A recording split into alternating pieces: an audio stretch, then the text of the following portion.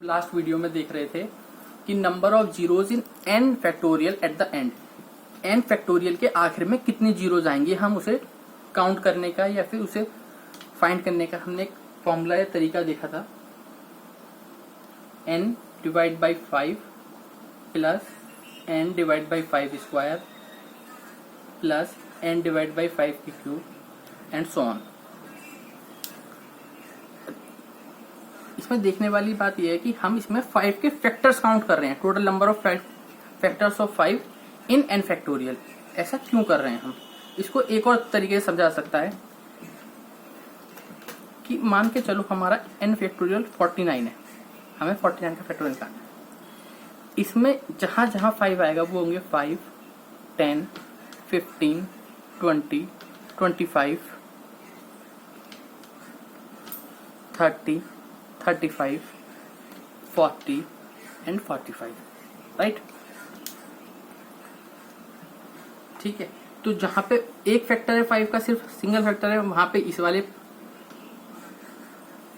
Component से हम count कर लेंगे 5, 10, 15, 20। अब इसमें 2 हैं तो वो इस वाले कंपोनेंट से फाइंड आउट हो जाएंगे। अब बात आती है हम 10 को क्यों नहीं काउंट कर रहे? तो हमने सिंपली देखा था अगर हम 10 नंबर ऑफ 10 काउंट करेंगे तो बस 10, 20, 30, 40 ये आएंगे, ये सब नहीं आ पाएंगे। जो 10 के मल्टीपल होंगे सिर्फ वही नंबर्स काउंट होंगे। अच्छा, एक और क्वेश्चन था कि हम 2 को क्यों नहीं कंसीडर कर रहे? क्योंकि 5 इंटू 2 ही तो 10 बनेगा, तभी तो एक 0 आएगी लास्ट में। तो हम 2 को ना काउंट करने का एक इस तरीके से समझ सकते हैं कि अगर हम 49 दें तो 49, 47 इस तरीके से 1 तक सबकी नंबर्स की मल्टीप्लाई होगी, तो उसमें इवन नंबर्स कितने होंगे? अब हम इसे इस तरीके से देखते हैं 1, 2, 3, 4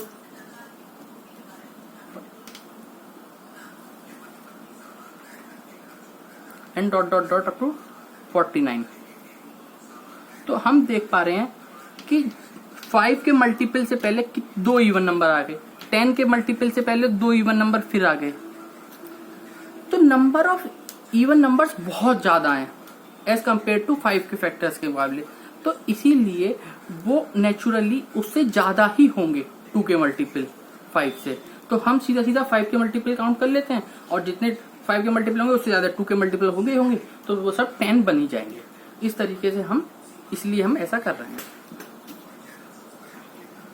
अब हम देखते हैं कि अगर क्वेश्चन ये हो जाए कि number of zeros in n factorial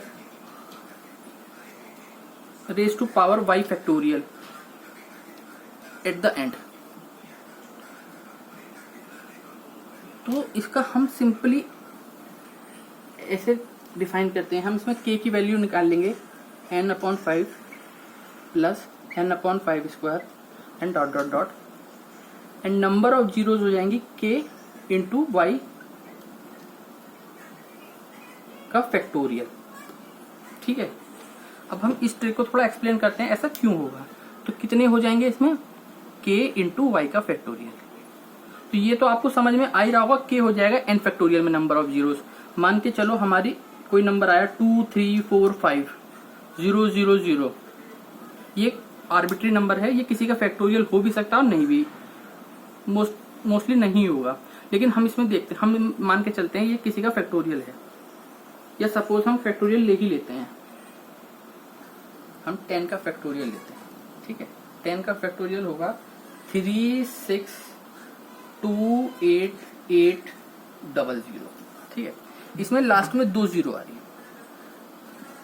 क्योंकि जितने भी 5 होंगे वो सब 5 इंटू 2 करके जीरोस में कन्वर्ट हो चुके होंगे, तो इस नंबर में एक भी 5 का फैक्टर नहीं होगा। ठीक है, इतनी बात समझ में आ गई।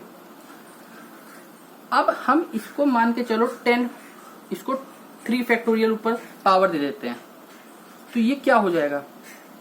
3628800 इंटू 3 की फैक्टोरियल होगा 6।